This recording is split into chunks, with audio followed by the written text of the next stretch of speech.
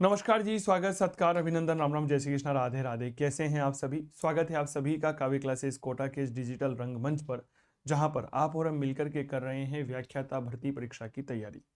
यहां पर हम सब ने व्याख्याता सीरीज प्रारंभ की है इतिहास विषय के पेपर फर्स्ट की। ठीक है, जीके का जो पहला पेपर होता है उसमें इतिहास आता है पेपर 1। 10वीं क्लास है, भारत के राष्ट्रवादी नेता पढ़ रहे हैं बंकिम चंद्र चटर्जी और लाला लाजपत राय। ठीक है, 15 क्वेश्चन आते हैं, आपको पता ही होगा, मैंने पहले भी इस बारे में कई बार चर्चा की है। 15 में से हमारा प्रयास रहेगा कि 15 आप सही करें, इसीलिए हमने यह क्लास आपके लिए शुरू की है। चलो आ जाओ, जुड़ जाओ फटाफट से। देखिएगा, कल हमने बात की थी, किस संदर्भ में बात करी? सुखदेव के बारे में बात की थी, महान क्रांतिकारी नेता हुए हैं। और सॉरी, माफी चाहूंगा, रास बिहारी विनायक दामोदर सावरकर, वीडी सावरकर के बारे में हमने चर्चा की थी। ठीक है, आज बेसिकली मैं सुबह से ही यह नेता पढ़ रहा था ना, तो दिमाग में यही एक कंफ्यूजन का माहौल क्रिएट हो रखा था कि क्या है क्या नहीं है, इसीलिए बोलने में कई बार त्रुटि हो जाती है। देखिए, हम आज जिस मुद्दे पर चर्चा कर रहे हैं वह व्यक्तित्व का नाम है लाला लाजपत राय। बड़े बेहतरीन व्यक्ति हैं सर,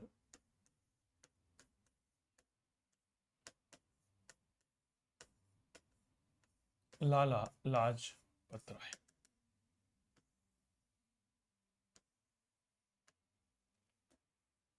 ठीक है, और बंकिम चंद्र चटर्जी, दो बड़े नेताओं के बारे में हम चर्चा करेंगे। इनका क्या योगदान रहा है हमारे इतिहास विषय के संदर्भ में और किस तरह से इनको याद किया जाता है। बहुत आराम से चीज़ों को समझिए। सबसे पहले हम एक ऐसे नेता के बारे में पढ़ते हैं जिन्हें कहा जाता है लाला लाजपत राय। ये लाला लाजपत राय वही है जिन्होंने साइमन कमीशन का विरोध किया था। साइमन कमीशन का विरोध करते हैं, सैंडर्स के द्वारा लाठीचार्ज किया जाता है, फसली टूट जाती है, अस्पताल में भर्ती रहते हैं और जब शहीद होते हैं तब कहते हैं कि मेरे शरीर पर पड़ी एक एक लाठी अंग्रेज साम्राज्य में आखिरी कील सिद्ध होगी। हम इन्हीं लाला लाजपत राय के बारे में बात कर रहे थे। 1865 से 1928 तक इनकी जीवनी रही। शेर पंजाब और पंजाब केसरी के नाम से जाने जाते हैं। 1865 से लेकर के 1928। ठीक है, लाला लाजपत राय के उपनाम जो हैं उनको थोड़ा सा पढ़िएगा। क्या कहा जाता है? तो भैया इन्हें कहा जाता है शेर ए पंजाब, पहला उपनाम। और इन्हें क्या कहा जाता है? इन्हें कहा जाता है पंजाब केसरी।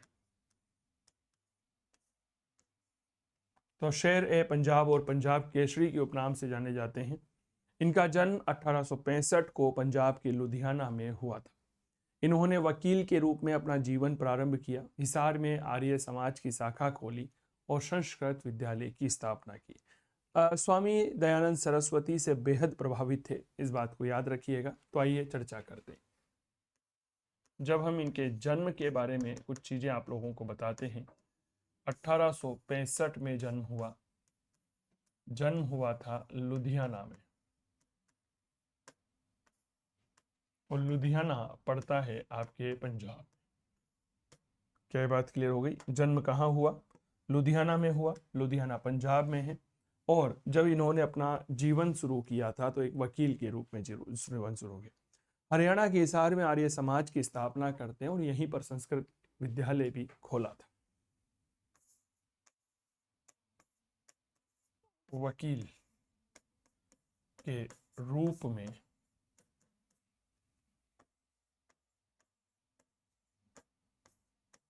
अपना जीवन प्रारंभ किया। किस तौर पर जीवन प्रारंभ करते हैं? तो याद रखिएगा, वकील के तौर पर अपना जीवन शुरू करते हैं। क्या ये बात क्लियर हो गई?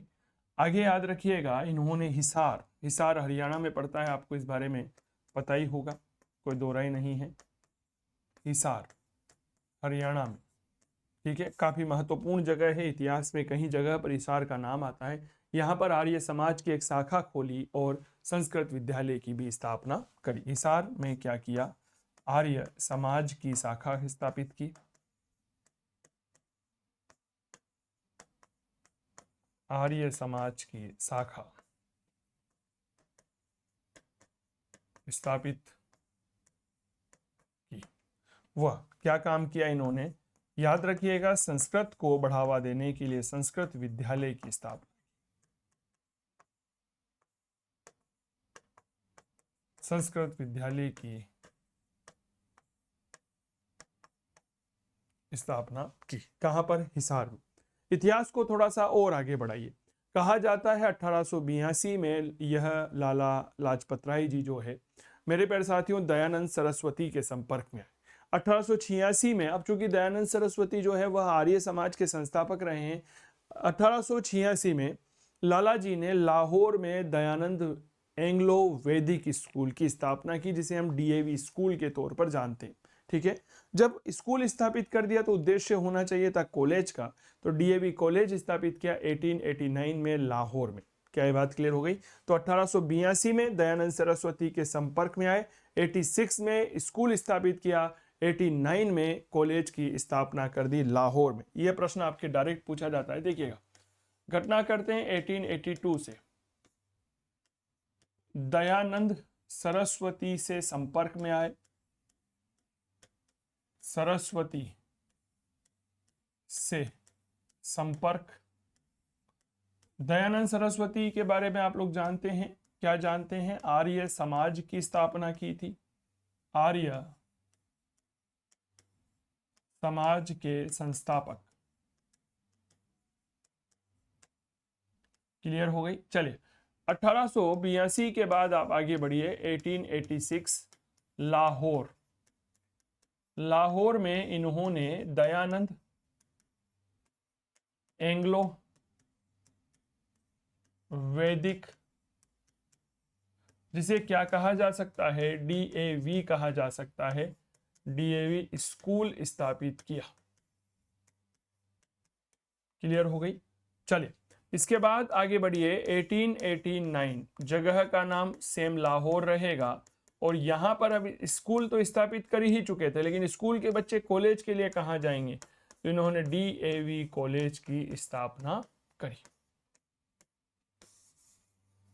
प्रश्न डायरेक्ट बन सकता है कि बताइए, लाहौर में डीएवी कॉलेज की स्थापना किसने की थी? लाला लाजपत राय ने की थी। क्लियर हो गई? अब थोड़ा सा कांग्रेस के साथ नाता इनका देख लेते हैं। कहा जाता है 1888 में जब इलाहाबाद अधिवेशन हुआ था कांग्रेस में का, तो उस अधिवेशन में यह भाग लेते हैं। क्या ये बात क्लियर हो गई? तो 1888 ईस्वी के 1888 इंडियन नेशनल कांग्रेस के इलाहाबाद अधिवेशन में भाग लिया, इलाहाबाद अधिवेशन में भाग लिया। समझ में आ गई क्या बात? इलाहाबाद अधिवेशन हुआ था 1888 में, इस अधिवेशन में यह भाग लेते। आगे इतिहास की और जानकारी आप लोगों के साथ सुनिए। बात है 1906 की। गोपाल कृष्ण गोखले लंदन की यात्रा पर गए थे। क्या ये बात क्लियर हो गई? तो गोपाल कृष्ण गोखले अपने साथ एक सहायक ले जाना चाहते थे, तो इन्होंने क्या किया? गोपाल कृष्ण गोखले के साथ लंदन की यात्रा की थी। बात है 1906 की। ठीक है, 1907 में गरम दल बना, जिसमें लाल बाल पाल का नाम आता, लाला लाजपत राय, बाल गंगाधर तिलक और विपिन चंद्र पाल। क्या ये बात क्लियर हो गई? 1907 में ही किसानों का विद्रोह होता है पंजाब में। किसानों का साथ देने के कारण इन्हें मांडले जेल में भेजा गया था। क्या ये बात क्लियर हो गई? तो कुछ बातें जो आपके लिए जाननी चाहिए वो इस तरह से जानिएगा। घटना घटित हुई 1906 में। गोपाल कृष्ण गोखले के साथ, गोपाल कृष्ण गोखले, इनके साथ क्या किया? तो याद रखिएगा, लंदन की यात्रा।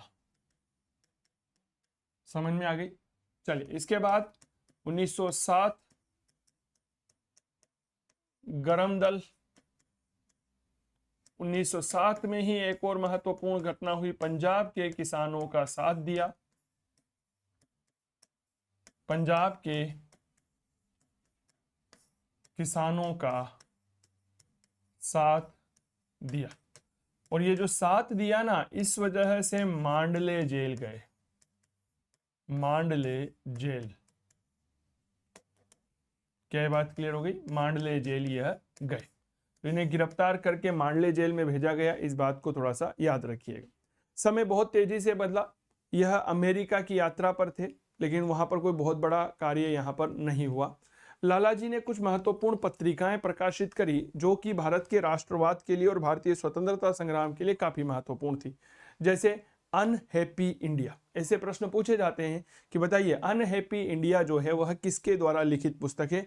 लाला लाजपत राय के द्वारा। दूसरा, भारत का राजनीतिक भविष्य, इन्होंने एक पत्रिका प्रकाशित करी, नाम था भारत का इंग्लैंड पर ऋण। ठीक है, भारत का इंग्लैंड पर ऋण। एक इन्होंने अपनी आत्मकथा लिखी, the story of my life, मेरे जीवन की कहानी। क्या ये बात क्लियर हो गई? कुछ और किताबें जो इन्होंने लिखी वह मौर्य सम्राट अशोक के ऊपर लिखी, महान अशोक। ठीक है, श्री कृष्ण और उनसे जीवन से प्राप्त शिक्षाएं, छत्रपति शिवाजी महाराज। क्या ये बात क्लियर हो गई? तो ये कुछ महत्वपूर्ण पुस्तकें हैं जो लाला लाजपत राय के द्वारा लिखी गई थी। इन्होंने कुछ अखबार प्रकाशित किए थे जैसे वंदे मातरम, पंजाबी, द पीपल।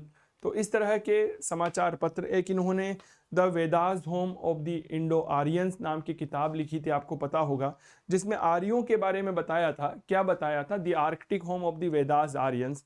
क्या बताया कि आर्य भारत में वहां से आए थे जहां 6 महीने का दिन और 6 महीने की रात होती है, अर्थात यह जगह होती है उत्तरी ध्रुव। समझ में आ गई? तो लाला जी की कुछ किताबों के बारे में आप लोगों को याद रखना चाहिए। लाला जी का साहित्य,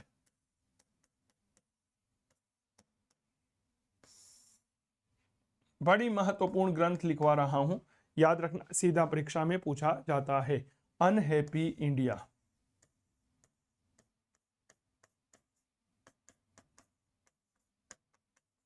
भारत का राजनीतिक भविष्य,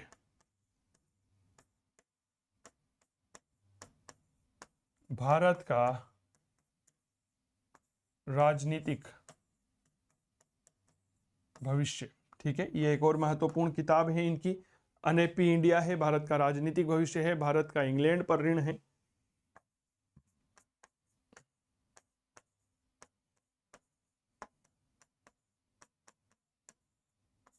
इंग्लैंड पर ऋण।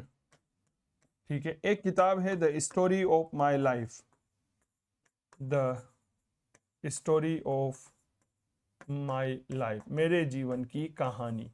यह कहानी है ना भाई साहब, ये लाला जी की आत्मकथा है। अरे बताओ क्या है? याद रखिएगा, आत्मकथा है। अनहैप्पी इंडिया, भारत का राजनीतिक भविष्य, भारत का इंग्लैंड पर ऋण, the story of my life, ये क्या है? इनकी आत्मकथा मानी गई है। कुछ और पुस्तकें अगर आप देखना चाहते हैं तो याद रखिएगा, एक इन्होंने लिखी है सम्राट अशोक,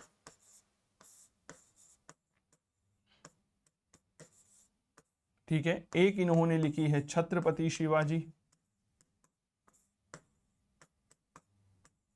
ठीक है, एक इन्होंने लिखी है कृष्ण के जीवन से प्राप्त शिक्षाएं। ठीक है, तो हम ऐसा कह सकते हैं श्री कृष्ण व उनकी शिक्षा, श्री कृष्ण व उनकी शिक्षा। एक इन्होंने लिखी है the Arctic home of the Vedas Aryans, the Arctic home of the Vedas Aryans, यह भी इनकी एक महत्वपूर्ण रचना मानी जाती है। तो इन्होंने कुछ शानदार किताबें लिखी है, नाम याद रखिएगा, अनहैप्पी इंडिया है। क्या ये बात क्लियर हो गई? इसके अलावा भारत का राजनीतिक जीवन है, भारत का इंग्लैंड पर ऋण, the story of my life है, सम्राट अशोक, छत्रपति शिवाजी, श्री कृष्ण और उनकी शिक्षाएं, और the Arctic home of the Vedas Aryas. Clear हो गई?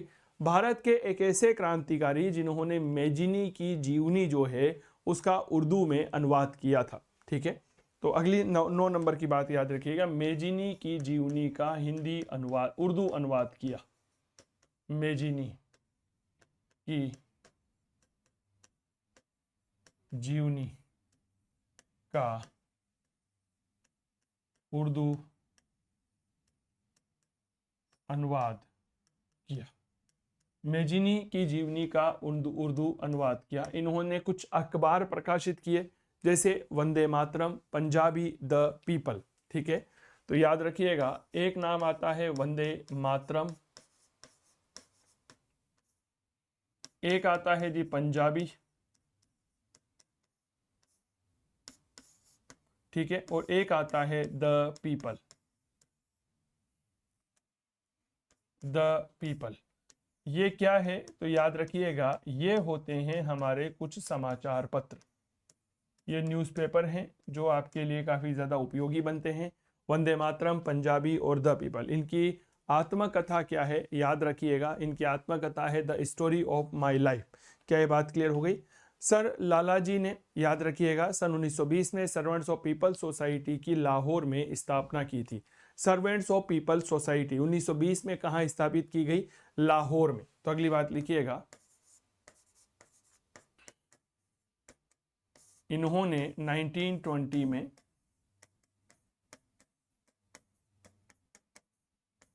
लाहौर में, बताओ 1920 में लाहौर में कौन सी संस्था स्थापित की थी? सर्वेंट्स ऑफ पीपल सोसाइटी की स्थापना की थी। Servants of people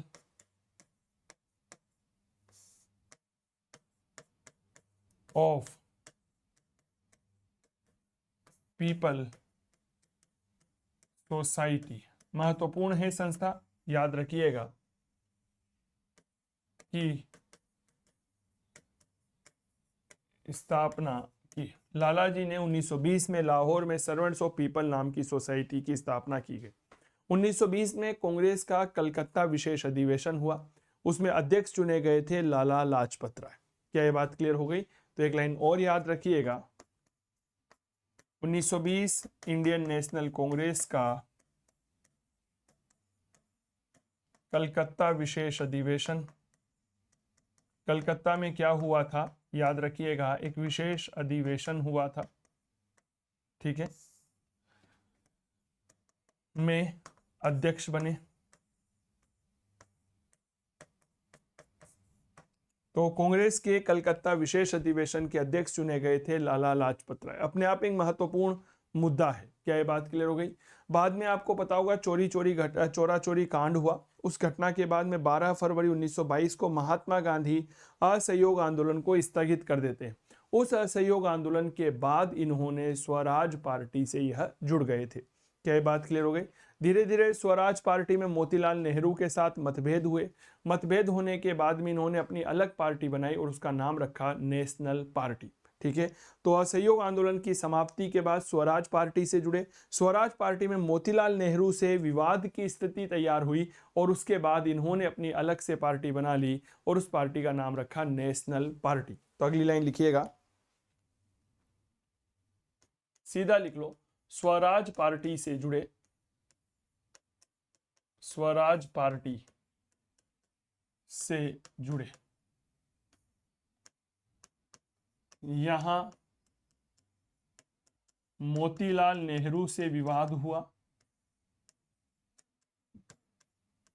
Motilal Nehru से क्या हो गया? विवाद हुआ। जब मोतीलाल नेहरू से विवाद हुआ तब इसके बाद लाला जी ने नेशनल पार्टी बनाई। कौन सी पार्टी बनाई? याद रखिएगा, नेशनल पार्टी की स्थापना यह करते। साइमन कमीशन भारत आता है। अब देखो साइमन कमीशन भारत क्यों आया था, इस बात को समझिए। साइमन कमीशन मूल रूप से भारत में आया था ताकि भारत में राजनीतिक सुधारों की एक रूपरेखा तैयार की जाए। आप इस तरह से समझिए, 1919 में मॉन्टेग्यू चेम्सफोर्ड सुधार अधिनियम लाया गया। उस अधिनियम में एक प्रावधान किया गया था कि 10 वर्ष के बाद एक आयोग का गठन किया जाएगा और वह आयोग इस कानून के अंतर्गत जो प्रावधान लागू किए गए हैं उनका समुचित ढंग से लागू हुए हैं या नहीं हुए हैं इसका अध्ययन करेगा। तो 10 वर्ष होने थे 1929 में, लेकिन साइमन आयोग तैयार कर दिया गया 1927-28 में। 7 सदस्य थे जॉन साइमन की अध्यक्षता में, सातों के सातों ही अंग्रेज थे। भाई साहब, पूरे भारत में इस बात का विरोध हुआ कि साइमन तुम वापस जाओ, साइमन गो बैक के नारे लगाए गए, क्योंकि अंग्रेज थे। जब अंग्रेज जो भारत कभी नहीं आए, ये भारत के भविष्य का क्या निर्धारण करेंगे? क्या मैं ठीक कर रहा हूं क्या? तो साइमन कमीशन का विरोध किया गया, ठीक है। लाहौर में लाला लाजपत राय विरोध कर रहे थे, सैंडर्स ने लाठी चार्ज करवाया। तो मेरे दोस्त याद रखिएगा, इनका देहांत हो गया 17 नवंबर 1928 को। जब इनका देहांत हुआ तो याद रखिएगा इन्होंने कहा था कि मेरे शरीर पर पड़ी एक एक लाठी अंग्रेज साम्राज्य के ताबूत में आखिरी कील सिद्ध होगी।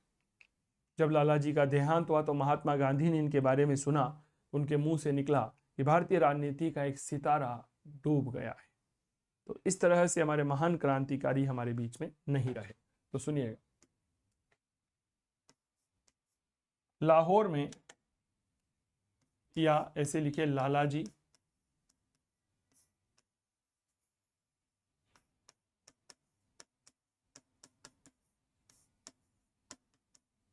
लाहौर में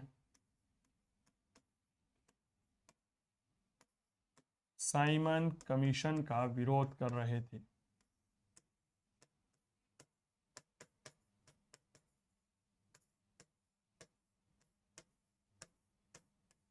और जब विरोध कर रहे थे तब क्या हुआ,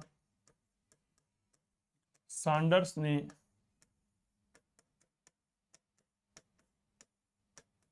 लाठी चार्ज किया। इस लाठी चार्ज में लाला जी की मृत्यु हो गई। घटना कब की है, याद रखिएगा 17 नवंबर सन 1928 की। कब की घटना है, 17 नवंबर 1928 को। मरते हुए लाला जी ने एक कथन कहा। क्या कथन कहा, तो इस कथन को थोड़ा सा याद रखिएगा, समझिएगा कि मेरे शरीर पर पड़ी एक एक लाठी मेरे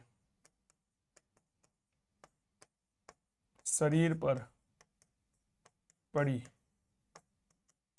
एक एक लाठी ब्रिटिश साम्राज्य के ताबूत में, ब्रिटिश साम्राज्य के ताबूत में आखिरी कील सिद्ध होगी। कि भैया ये आखिरी कील बनेगी ब्रिटिश साम्राज्य के ताबूत। लाला जी की मृत्यु पर महात्मा गांधी ने कहा, भारतीय राजनीति का एक सितारा डूब गया है। क्या बात कही कि भारतीय राजनीति का एक सितारा डूब गया।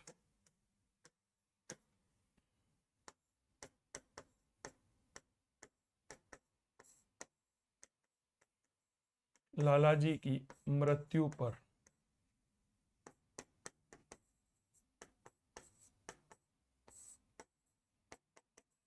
गांधी जी ने कहा कि, क्या कहा, भारतीय राजनीति का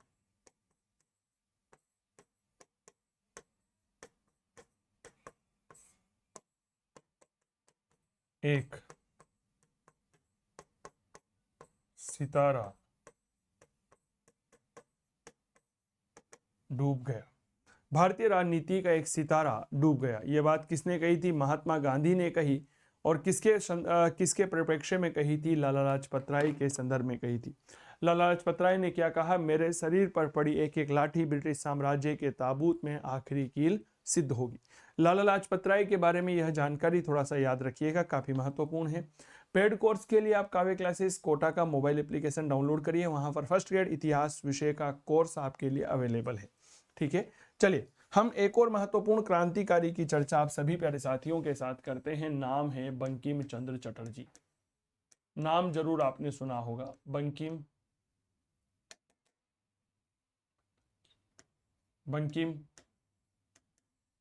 चंद्र चटर्जी।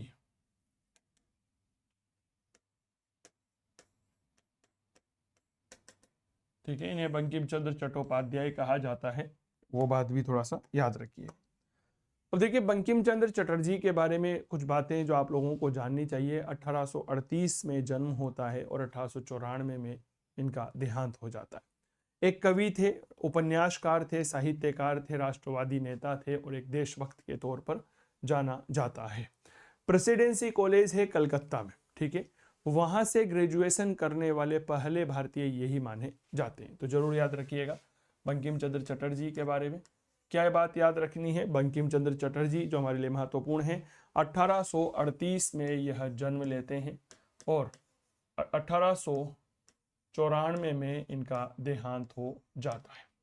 यह कौन थे, तो यह बात याद रखिएगा, यह एक कवि थे। एक कौन थे, याद रखिएगा, एक साहित्यकार थे। यह कौन थे, एक देशभक्त थे, एक राष्ट्रवादी नेता थे, एक राष्ट्रवादी नेता थे। यह कौन थे, एक समाज सुधारक थे।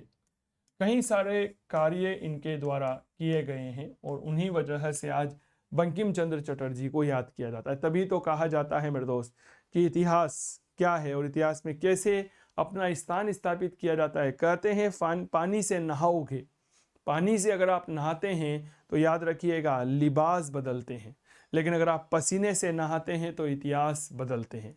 ये हमारे इतिहास की सबसे बेहतरीन खूबसूरती है, ये बात याद रखिएगा, ठीक है। प्रेसिडेंसी कॉलेज से बीए करने वाले पहले भारतीय कौन थे, बंकिम चंद्र चटर्जी थे। यह प्रेसिडेंसी कॉलेज कहाँ पर है, तो याद रखिएगा प्रेसिडेंसी कॉलेज है आपके कलकत्ता में, ठीक है। से बैचलर ऑफ आर्ट्स यानी कि स्नातक, ग्रेजुएट, स्नातक करने वाले पहले भारतीय का नाम क्या है, तो याद रखिएगा इनके पहला नाम है हमारे बंकिम चंद्र चटर्जी, जिन्होंने स्नातक किया था। इनकी पहली रचना अंग्रेजी में लिखा राजमोहन्स वाइफ, इनकी पहली रचना मानी जाती है। तो इनकी प्रथम रचना क्या है, राजमोहन्स वाइफ, राजमोहन्स वाइफ। और यह किस भाषा में लिखी गई है, याद रखिएगा अंग्रेजी भाषा में यह लिखी गई। बांग्ला भाषा में इन्होंने अपनी पहली रचना जो है वह दुर्गेश नंदिनी के नाम से लिखी थी, ठीक है। बांग्ला भाषा में प्रथम रचना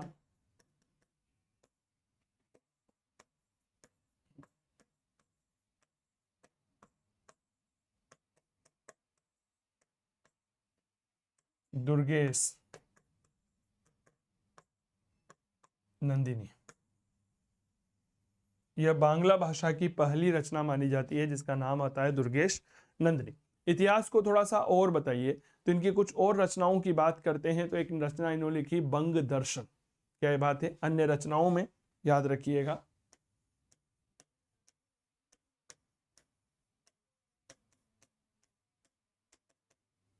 अन्य रचनाएं, नाम आता है बंग दर्शन।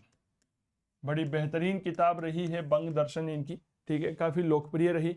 और सबसे लोकप्रिय उपन्यास है इनका या जो किताब है उसका नाम आता है आनंद मठ। 1882 में यह लिखी, बांग्ला भाषा में है, सन्यासी विद्रोह पर आधारित है, सबसे चर्चित उपन्यास है। आनंद मठ को ही क्रांतिकारियों की बाइबिल कहा जाता है। क्या कहा जाता है, आनंद मठ को क्रांतिकारियों की बाइबिल कहा जाता है। तो एक महत्वपूर्ण रचना, नाम आता है आनंद मठ, ठीक है। आनंद मठ के बारे में तो प्रश्न अक्सर आप लोगों से पूछ लिया जाता है। भैया आनंद मठ जो है वह 1882 में लिखी, बांग्ला भाषा में लिखी गई है, बांग्ला भाषा में है। और यह क्या है, तो एक उपन्यास है, नोवेल है यह। सन्यासी विद्रोह की चर्चा यहीं पर हुए हैं। किस विद्रोह की चर्चा हुई है, तो सन्यासी विद्रोह की चर्चा, सन्यासी विद्रोह पर आधारित। आप इस तरह से भी लिख सकते हैं। तो यह बात डायरेक्ट आपकी भर्ती परीक्षा में पूछी जा सकती है कि बताइए सन्यासी विद्रोह जो है उसकी जानकारी हमें कहाँ से मिलती है, आनंद मठ से मिलती है, जो 1882 में बंकिम चंद्र चटर्जी ने बांग्ला भाषा में लिखा था। इसी आनंद मठ को क्या कहा जाता है, क्रांतिकारियों की बाइबिल कहा जाता है। इसे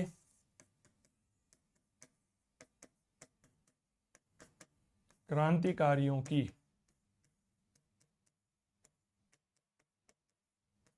बाइबिल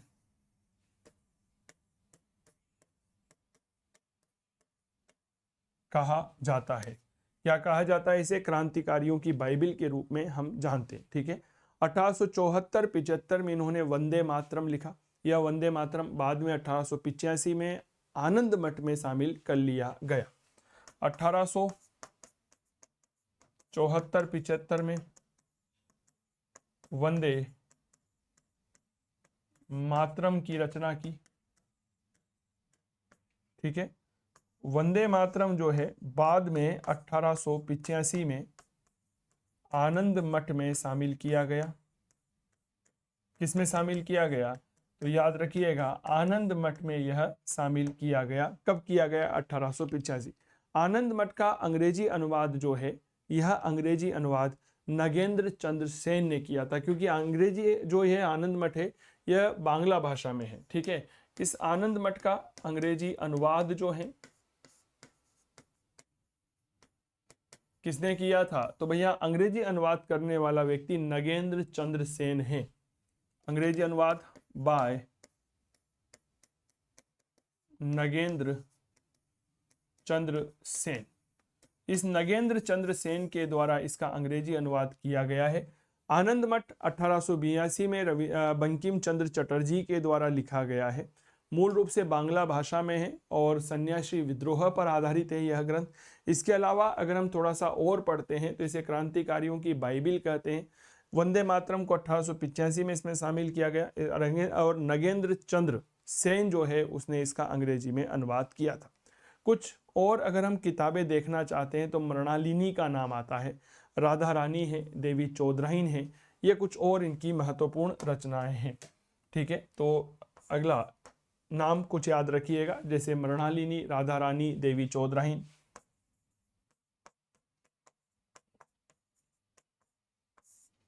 मृणालिनी, राधा रानी, देवी चौधराइन, और इनके जीवन का जो अंतिम उपन्यास है वह सीता राम है। ठीक है, सीता राम ये क्या है? तो यह इनके जीवन का अंतिम उपन्यास माना जाता है। बताइए क्या माना जाता है? अंतिम उपन्यास यह माना जाता है। क्या बात क्लियर हो गई? तो अन्य रचनाओं में बंग दर्शन, आनंद मठ है, मृणालिनी, राधा रानी, देवी चौधराइन और सीताराम है। सीताराम जो है वह बंकिम चंद्र चटर्जी का अंतिम उपन्यास माना जाता है। तो ये है महान साहित्यकार, महान उपन्यासकार, महान राष्ट्रवादी नेता, महान समाज सुधारक। इसके अलावा बात करते हैं महान राष्ट्रभक्त बंकिम चंद्र चटर्जी की महत्वपूर्ण रचनाएं। एक बार दोबारा जो हमने आज की देखा है, एक बार इनको देख लेते हैं। देखिए, हमने शुरुआत करी लाला लाजपत राय, शेर ए पंजाब, पंजाब केसरी के नाम से जाने जाते हैं। वकील के रूप में जीवन शुरू करते हैं। हिसार में संस्कृत विद्यालय और हिसार में ही आर्य समाज की एक शाखा की स्थापना करते हैं। 1882 में दयानंद सरस्वती के संपर्क में आए। 1886 में लाहौर में DAV स्कूल स्थापित किया। 89 में जो है DAV कॉलेज। 1888 में इलाहाबाद अधिवेशन में यह भाग लेते हैं। इसके बाद याद रखिएगा 1906 में गोपाल कृष्ण गोखले के साथ लंदन की यात्रा की। 1907 में गरम दल में शामिल हो गए। 1907 में ही पंजाब के किसानों का साथ दिया, परिणाम स्वरूप मांडले की जेल में गए। कुछ किताबें लिखी है, अनहैप्पी इंडिया, भारत का राजनीतिक भविष्य, भारत का इंग्लैंड पर ऋण, the story of my life आत्मकथा है, सम्राट अशोक, छत्रपति शिवाजी, श्री कृष्ण और उनकी शिक्षाएं, the Arctic home of the Vedas Aryans. ठीक है, इसके अलावा इनके कुछ और महत्वपूर्ण ग्रंथों की बात करते हूँ तो मेजिनी की जीवनी का उर्दू में अनुवाद किया। वंदे मातरम पंजाबी द पीपल समाचार पत्र है। 1920 में लाहौर में servants of the people society की स्थापना करते हैं। कलकत्ता के विशेष अधिवेशन के अध्यक्ष रहे।